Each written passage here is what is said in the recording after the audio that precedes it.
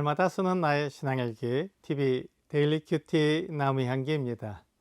오늘은 여호수아 14장 1절에서 5절을 묵상하겠습니다. 이것은 이스라엘 자손이 가나안 땅에서 받은 기업 곧 제사장 엘라살과 눈의 아들 여호수아와 이스라엘 자손 지파의 족장들이 분배한 것이니라. 여호와께서 모세에게 명령하신 대로 그들의 기업을 제비 뽑아 9지파와 반지파에게 주었으니 이는 2지파와 반지파의 기업은 모세가 요단 저쪽에서 주었으며 레위 자손에게는 그들 가운데에서 기업을 주지 아니하였으니 이는 요셉의 자손이 므낫세와 에브라임의 2지파가 되었음이라. 이 땅에서 레위 사람에게 아무 분깃도 주지 아니하고 다만 거주할 성읍들과 가축과 재산을 위한 목초지만 주었으니 이스라엘 자손이 여호와께서 모세에게 명령하신 것과 같이 행하여 그 땅을 나누었더라. 요단 동쪽에서는 모세가 2지파 반에게 땅을 나누어 주었습니다. 이제 요단강을 건너서 정복 전쟁을 통해 얻은 가나안 땅을 9지파 반에게 나누어 주어야 했습니다. 레위 지파에게는 아무 분깃도 주지 않고 그들이 거주할 성읍과 가축과 재산을 위한 목초지만 주었습니다. 그렇지만 요셉 지파는 므낫세와 에브라임으로 나누어 각각 기업을 주었으니 레위 지파의 몫이 요셉에게 돌아간 것입니다. 여호수아는 요단강을 건너가 가나안 땅을 정복하는 데 약 7년이라는 오랜 기간이 걸렸습니다. 그렇게 오랜 기간 동안 얻은 땅을 9지파 반에게 나누어 줘야 했습니다. 이렇게 자기 이익이 걸린 일을 결정할 때면 사람들은 예민해집니다. 한 번의 결정으로 영원히 그 기업을 물려받아야 하기 때문에 나만 아니라 내 자손들에게까지 영향을 미치는 결정 앞에서 서로가 예민해질 수밖에 없습니다. 이때 여호수아는 자기 방법대로 각 지파에게 땅을 나눠주지 않았습니다.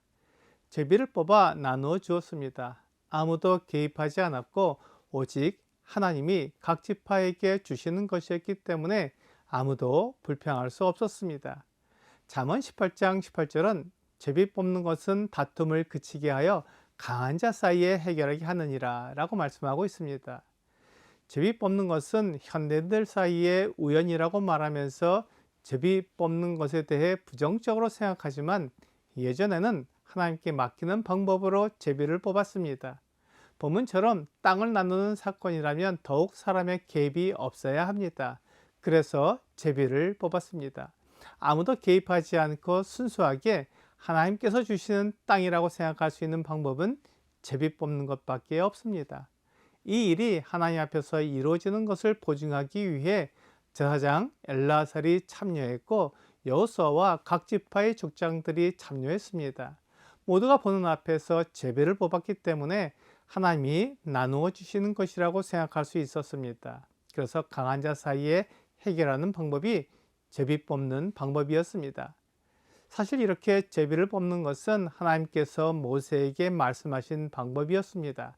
민수기 26장 52절부터 56절은 여호와께서 모세에게 말씀하여 이르시되 이 명수대로 땅을 나눠 주어 기업을 삼게 하라.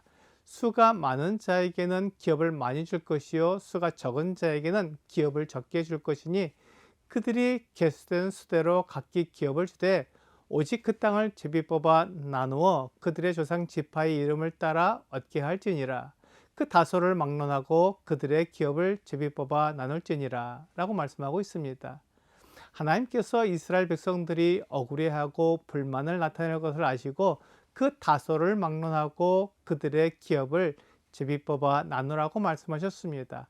이 명령을 모세에게 내렸고 모세는 여호수아에게 모두 전해 주었습니다.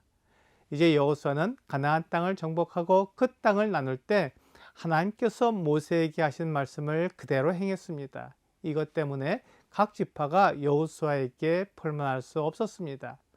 각 지파의 다소를 막론하고 제비를 뽑았기 때문에 하나님께서 각 지파에게 나누어 주신 것을 인정할 수밖에 없었던 것입니다.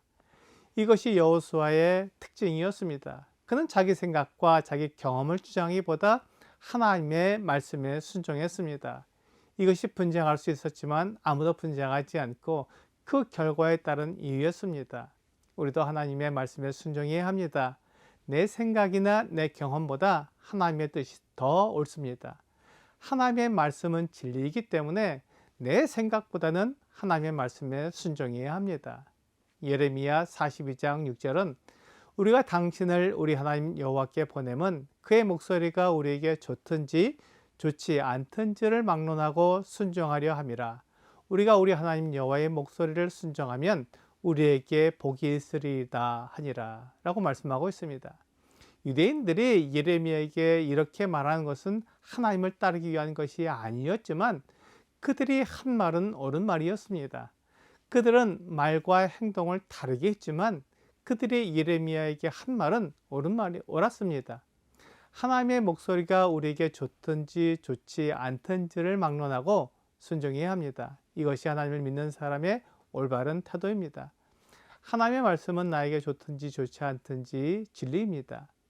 좋고 좋지 않고의 기준은 나에게 있지만 그 기준을 하나님께 돌려드리고 하나님의 말씀에 순종하는 것이 믿음입니다.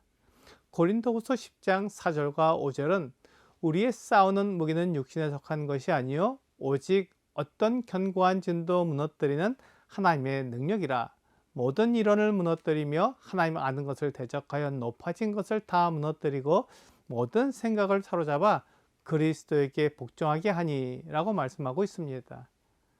하나님 아는 것을 대적하여 높아진 것을 다 무너뜨리는 것이 하나님께 순종하는 것입니다. 하나님은 말씀하신 것에 순종할 때 하나님의 지혜와 능력으로 보호하시고 인도해 주십니다. 오늘의 적용 질문을 보겠습니다. 사람과의 분쟁이 있을 때 어떻게 해결하나요? 오늘의 본문은 분쟁의 해결을 어떻게 하라고 말씀하고 있나요? 하나님의 말씀을 따라 분쟁을 해결해 보세요. 다른 사람과 갈등이 일어나고 분쟁을 하게 될 때 내 생각, 내 경험으로 해결하려고 할 수 있습니다. 하지만 내 능력으로 분쟁을 해결하면 내가 드러나고 사람들이 나를 의지하려고 합니다. 하지만 하나님의 말씀을 따라 분쟁을 해결하면 하나님을 의지하게 됩니다. 오늘 하나님이 모든 것의 기준이시며 하나님만이 의지할 대상이라는 것을 믿고 따르는 여러분과 제가 되기를 주 예수님의 이름으로 기도합니다.